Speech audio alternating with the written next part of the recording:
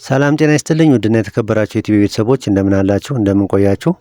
ዛሬ ይሄ በእጄ ይዤ የምታየው ስልክ የተለያዩ ችግሮች ገጥሞት ወደ እኔ መጥቷል። ችግሮቹን አንድ በአንድ በጋራ እንፈታለን ማለት ነው። እንደምታዩት ስልኩ እየከፈተ ነው። ይኸው እየከፈተ ነው። እንደምታዩት የተለያዩ ቁጥሮችን ስነካ በራሱ ጊዜ ቁጥር ይጽፋል። መመለሻውን ስነካ ፓወር ኪ ይነካል። አንድ ቁጥር ስጫን 8 ቁጥር ይጽፋል። የተለያዩ ቁጥሮችን ይጽፋል ማለት ነው። በራሱ ጊዜ ይዘበራርቃል።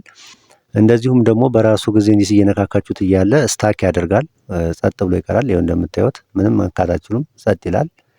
ይኸው በራሱ ጊዜም ስታርት ያደርጋል። እንደዚህ ከሆነ በኋላ በራሱ ጊዜ ሪስታርት ያደርጋል ማለት ነው። ይኸው እየዘጋ ነው። ለምሳሌ ስከፍተው ደግሞ ልክ እንደዚህ ተከረባብቶ ወይም ደግሞ ተገለባብጦ ይከፍታል ማለት ነው። እንደምታዩት ወደ ግራ ወደ ታች ገልብጦ ነው የከፈተው። ወደ ግራ ነው እያነበበ ያለው።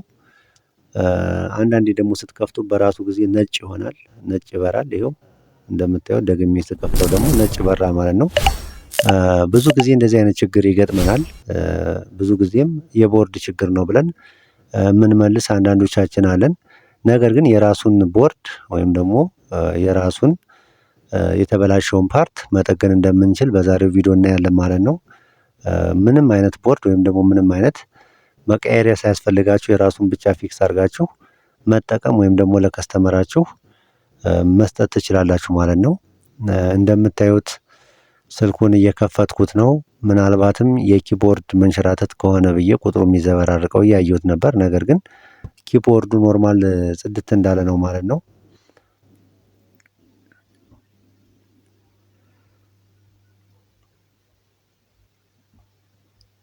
ይሄው በምታዩት መልኩ ዲስአሴምብል አድርጌ ወይም ደግሞ ለያይቼ ለየብቻው እንደምታዩት ኪቦርዱን እያየሁት ነበረ። ኪቦርዱ በምታዩት መልኩ ጽድት ያለ ነው፣ እንደተያዘ ነው። እንደዚህ ሳላቀቀውም ኖርማሊ ይዞት ነበር ማለት ነው።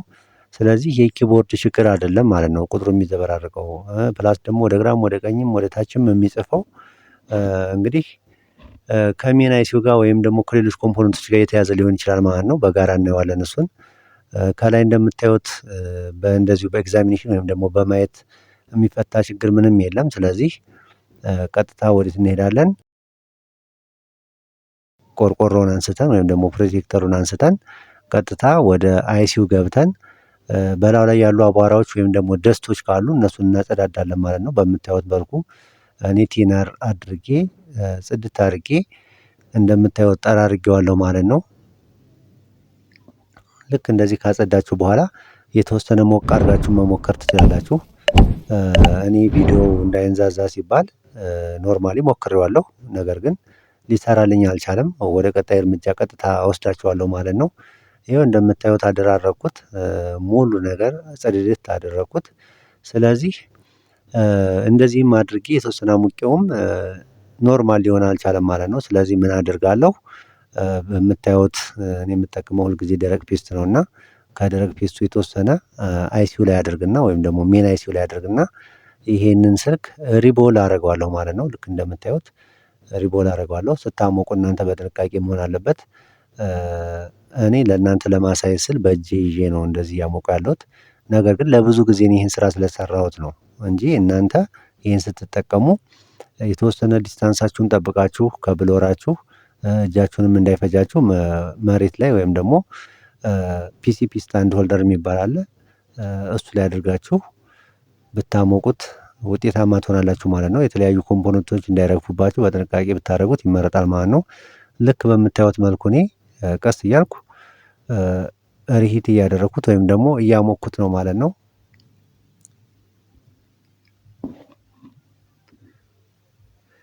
ልክ እንደዚህ ቀስ ብላችሁ ታሞቁታላችሁ። ሁሉንም ፓርት ብታሞቁት አሪፍ ነው። ምክንያቱም አንዳንዴ ደስት በጣም በብዙ ሲጠራቀም እርጥበት ፈጥሮ ምናልባትም አንዳንድ ሾርት የሆኑ ኮምፖነንቶች ወይም ደግሞ ኦፕን የሆኑ ኮምፖነንቶች ሊኖሩ ስለሚችሉ ሁሉንም ፓርት በጥንቃቄ እንደዚህ አድርጋችሁ ታሞቁታላችሁ ማለት ነው። እኔ እንደምታዩት እንደዚህ አሙቄዋለሁ።